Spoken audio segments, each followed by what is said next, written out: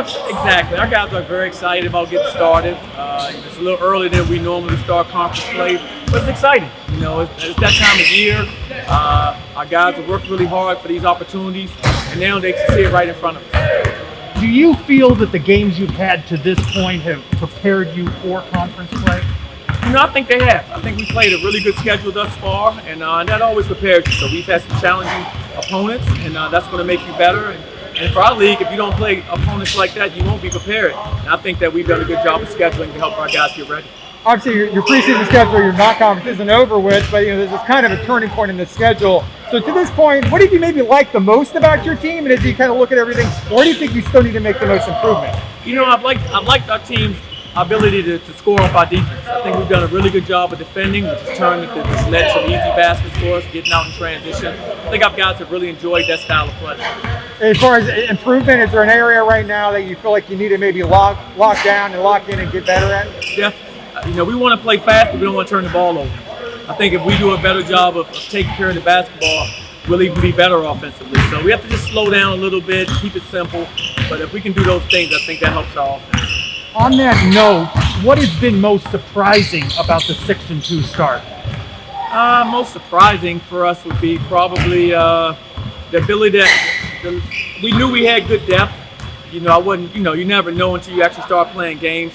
How well it would work out. But I think it's been really good for us. I've been pleasantly surprised that our depth has been very consistent. Guys have come off the bench and given us sparks. Pretty much every night, and that's something that is exciting. And Bakke came in as a transfer, earned the right to be a team captain, which is impressive in and of itself. Just on the court, what have you liked about him, and where do you kind of still maybe want to have him, take a step up? Well, he's an unbelievable young man. He's been a terrific leader for us. He leads by example. He also is vocal, and so he's everything you wanted in a player to coach. So he's just continued to develop. He's scoring well around the basket for us. He's tenacious on the boards. He's rebounding. He's very active. And defensively, he really helps our defense a lot. Whether it's on the perimeter, whether it's in the post, he's done a pretty good job for us. Often you'll hear a team is as good as its seniors, as good as its captains. What have your seniors and your captains brought to the leadership of this team? They brought a sense of maturity to our team. They have a lot of experience, and they're sharing it with our younger players, which has been great. And I think guys like Darius Perry, guys like Brandon Mahan, and of course Bakke, those guys have a great deal of experience. And I like the fact that they're willing to share it with the younger players. They're always teaching and talking to our younger guys about how we can get better. That's what you want to see. And you kind of touched on it the other day, but Isaiah, for him to finally see the ball go in the bucket a little bit, I know it's kind of been a slow start. It seemed like when he was out there, he was just pressing and trying to do too much maybe because he's kind of frustrated. But that was a good game for him. How important will that be for him going forward for his confidence? That's going to be really important for any young player's confidence. To see the ball go in, especially when you know you're a capable scorer, and he is. So I was excited for him, and it's a long season. And so you do 7-8 games, and that's not who you're going to be, after the next 20-25 games. So you just want to keep getting better, stay positive, keep your confidence at a good level, which he's done. And I think he's going to be terrific throughout the season. As you've studied Temple, what are you seeing? What did they do well? Temple's a very athletic team. They play hard defensively. They're very active. They're long. And they have some experience. So they're a team that, it's going to be very competitive, especially at their place. I've watched them a number of years.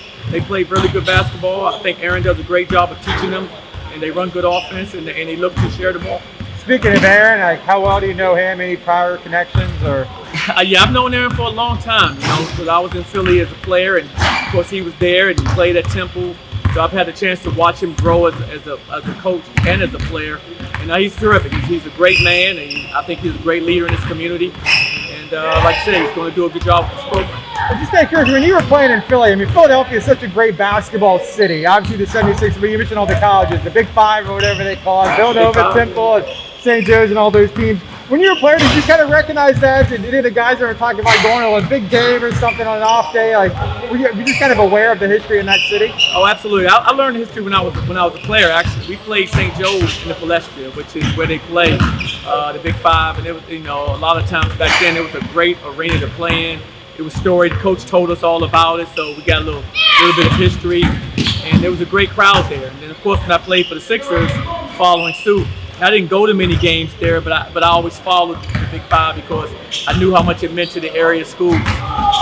how do you avoid the pressure that comes with a conference opener?